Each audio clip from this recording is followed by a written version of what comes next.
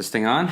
All right. Well, welcome to, believe it or not, the 100th episode of the podcast. Of our podcast, which definitely does exist. Definitely. And is 100% real. Definitely does exist. I'm not sure why you can't listen to the other 99 episodes, but this is the 100th episode, so of course it's an anniversary edition. And as you know, per tradition, 100th anniversary means... Mailbag. So here's how it goes. You write in your questions. We give you our fantastic answers. By the way, my name is Josh. And my name is Dave. And we are both writers here at SwissVBS. I've been around here for, I think, 7 years now. I've been here about 4 years. And together, Dave and I have pretty much written training modules for everything under the sun, from all the way from tire physics to sales training to sexual harassment. Dave, am I missing anything? No, that covers it. Yeah, that's literally the three things we've ever written. Yeah, the three things we do. Yeah. And everything in between. All right, so why don't we cut to the chase, and maybe I'll start, Dave, if you don't mind. Sure. I'm looking at a giant pile of letters over here. Fire up the mailbag. And So let me start with our first one here. By the way, this was a write-in mail edition, so I'm sorry if you sent any emails in, but we only accept letters at this point. All right, Dave. Dear Dave, this letter comes to us from one Lothar W. from Cologne, Germany. Hello, Lothar. Hi, Lothar. Obviously a big fan of the podcast. Dear Dave, big fan of the podcast. I told you he was a big fan of the podcast. I have a question for you, Dave. Why is good writing so important in e-learning? That's a good one. Well, thanks for the question, Lothar. I appreciate it. Clearly, you've put a lot of thought into that. And he's a big fan, apparently. Big fan. It's a good question. Why is good writing important to e-learning? I think of writing, it's kind of like acting in a movie. Josh, have you seen a movie recently called The Wife? No, I haven't. I don't think anybody saw it but me. Okay. Let me tell you, it's a Is it about a wife? It's about a wife. Okay. It stars Glenn Close. She was nominated for the Oscar for Best Actress. Didn't win. Won the Golden Globe for it. It's a terrible movie. It's terribly written, terribly constructed. It really is a bad film. But she is excellent in it. She's wonderful. And to me, that's what good writing can do, right? It's like good acting in that it can elevate so-so material into something wonderful. Conversely, bad writing can take the best material and make it really, really boring, right? And so, why is good writing important? I guess we have to define what good writing is, right? And to me, good writing means something that's lively, writing where there's thought put into every single word and phrase. Good writing also means clear writing, so writing that's easy to understand, maybe not in the sense of being simplistic or unintelligent, but in the sense of not writing words that get in the way of meaning just for the sake of sounding smart.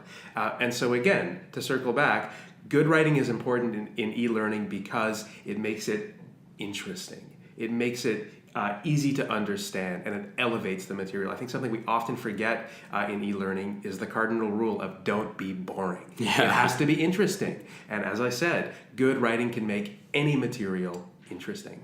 It's funny you say that, because I think you and I talk about this a lot, about how our role as writers is really about disrupting norms and beliefs about what e-learning is. I mean, if you tell anyone in a corporate setting it's time to take training, most of us go, oh, let me get through this, click, click, click, and just kind of read and move on.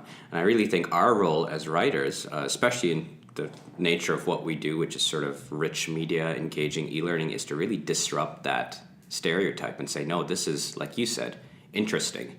And sometimes being interesting is all you really kind of need to do. Yes, you can accomplish your learning objectives, but at the same time, why can't you be a little bit more interesting at the same time? We live in this day and age where, it's so hard to grab people's attention. So I think it's the bare minimum that you try to be at least somewhat interesting when you do it.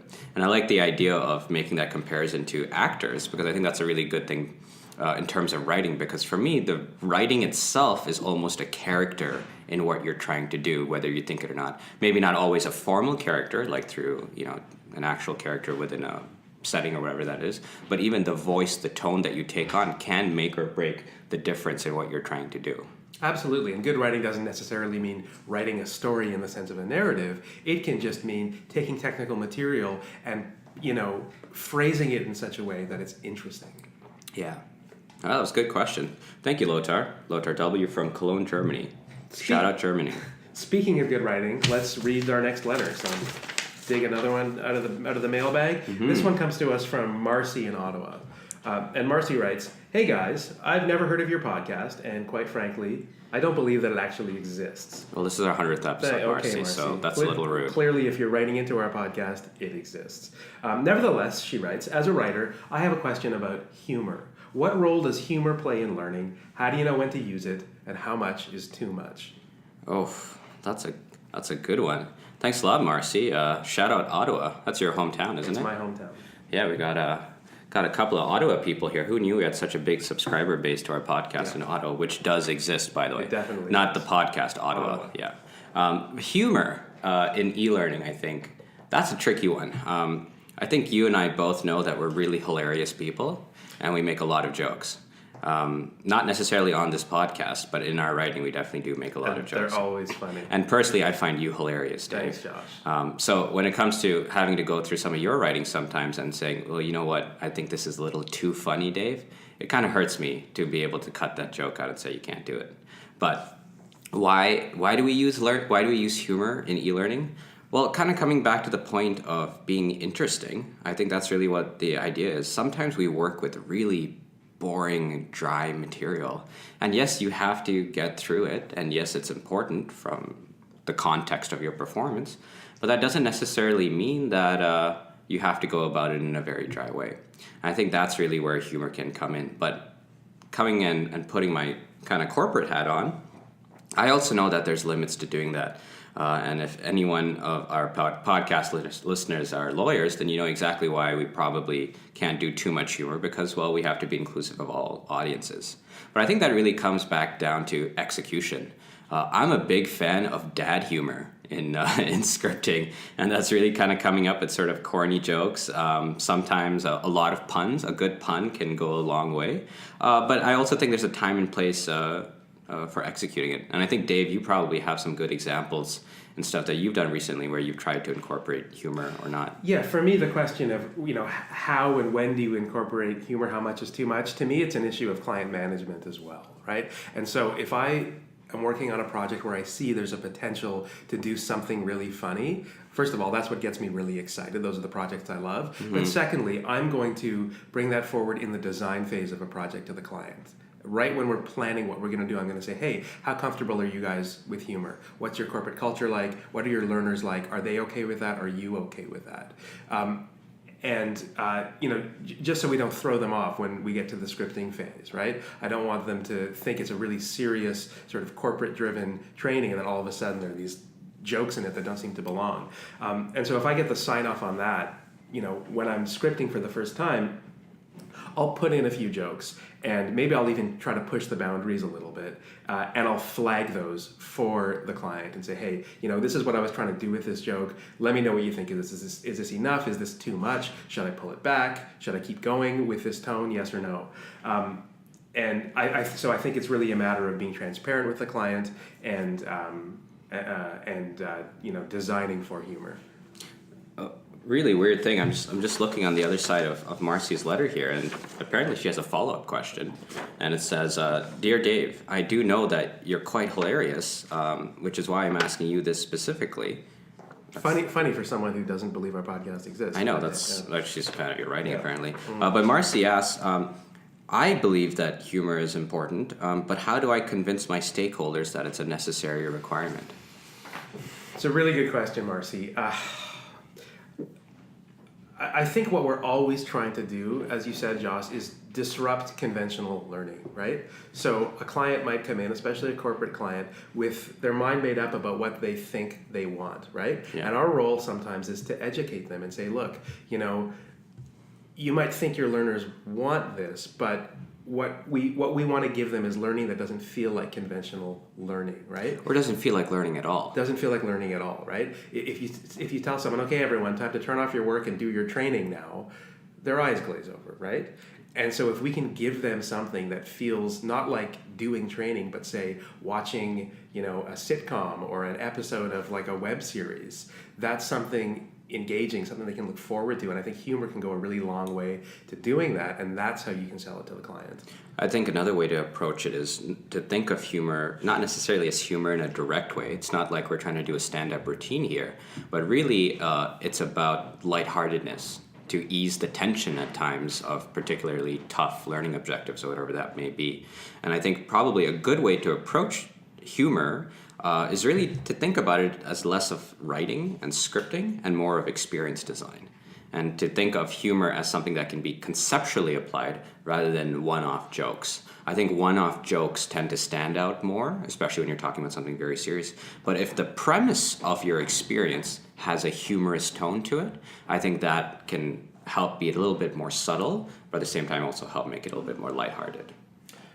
And at the end of the day, it's the client's initiative, and you can sell it all you want, but at the end of the day, they want something that's really straightforward and serious, so be it. Yeah. And you can bank those jokes, you can bank that hilarious satirical premise and use it in the future. Well, I know that you take all your scrap jokes and you kind of go to Second City down the street and just try them out, so they don't always work. But you're hilarious in the e-learning circuit. You're hilarious in the e-learning circuit. All right, I think we have time for one more question. So, Dave, why don't you, do you want to grab one? Or maybe I'll grab one. Sure. Let me grab one from the pile here. Let me see what I've got here. Oh, this one is a doozy, I think. Okay. All right. Dear Dave. Wow, this is like, do I not exist on this podcast? Dear Dave, I wouldn't consider myself to be a writer, but I do want to get better at my writing. So Dave, once again, rude, what's the one tip you can give me to write better, or something that's going to fix my writing right now? Oh, sorry, I don't know who this letter is from. Hold on, let me see who it's from. Oh, that's weird. Lotar W. from Toronto, Canada. Funny. That's weird. I wonder if that's the same person. Yeah, what's he doing in Cologne and Toronto? Postmarking. Pick a city, Lotar. Jeez. Anyway, thanks, Lotar. Whether it's the same person or a different one, thank you for your question. It's a good question. What's one tip to help you fix your writing? Well, the bad news is there's not really one tip I can give you. It's, learning to write well is a process. It takes years, it takes a lot of practice. But if there's one piece of advice I can give you, it's to read, and read widely. To me, that's how you learn to write. That's a great one. You read good writing. It doesn't mean you have to pick specific things that are about writing, but you need to look at how you need to read writing that has well-constructed sentences and get those rhythms in your head. They have to live within you. And the more you do that, the more you can develop that voice for writing clear and concise sentences. Whenever I think about some of the best writing that I read, for me, I'm always amazed by how simple the writing is. And when I think about my writing process, as you know, I tend to be an overwriter rather than an underwriter, and I go through several drafts and a lot of editing and probably a lot of tears too by the end of it as well. But for me, I'm always appreciative of how good writing is really just about simple, short sentences. And I think sometimes we get confused when we think we need to write well and what we think writing well means, and we think it's about bringing out the thesaurus. Does the thesaurus still exist? Probably not. Saying, I need to pick the best words possible and, put it in the longest run-on sentences possible and try and impress the audience. And really, it's about communicating ideas. And sometimes communicating the idea is doing it in the simplest way possible rather than in the most complex way possible. I think sometimes people sit down and they get into writing mode. They put on their writer hat, and they want to sound really intelligent. They want to sound professional, and that's totally understandable. But I think what often ends up happening is then you end up using really complex phraseology. You use long words, long sentences, words that don't need to be there just to make it sound intelligent. When really, the complexity should come in the ideas, not in the language. That's a great point. Good writing is complex ideas delivered in a way that's very clear and easy to understand. Yeah. I think one thing that actually helps me write a lot is actually this thing online called Hemingway. And it's a desktop app, but I think you can download it as well too. But the cool thing about Hemingway is that it actually scores your writing in real time. So you can copy and paste your writing and put it in there, and it can help you with things like sentence structure, redundancy. So it's not even about spelling and grammar. It's really about structure and tone and voice. Dave, do you have any other things that you think work to help you become a better writer? I was just going to ask, I've never heard of Hemingway, but does it drink whiskey with you also? I mean, I think that's the premium version. I guess what I could do is offer a few texts that I go back to often when I want to be inspired to write well. One of them is Strunk and White's The Elements of Style. Oh, that's a great one. Yeah, it's the Bible of how to write concisely. And in that book, they cite one of my favorite essays of the English language. It's by George Orwell, called Politics in the English Language. It is a widely anthologized classic of the 20th century. And in that essay, toward the end, he gives rules for how to write well, and one of them, and I love this, is to go through your writing and take out any word that is not necessary. Yeah. So paring it down, taking out all the fat, That's leaving great. just the muscle there. Especially in light of, our micro-learning fad. I think that's especially important. I think you and I both have that challenge when we need to take 5 minutes of information and spit out a 40-second, 50-second script. And so every word counts there. I think that's really just one of our mantras when we're writing, is really finding that specific word to help you get that idea across. That's the challenge, but it's also part of the practice of it. Absolutely.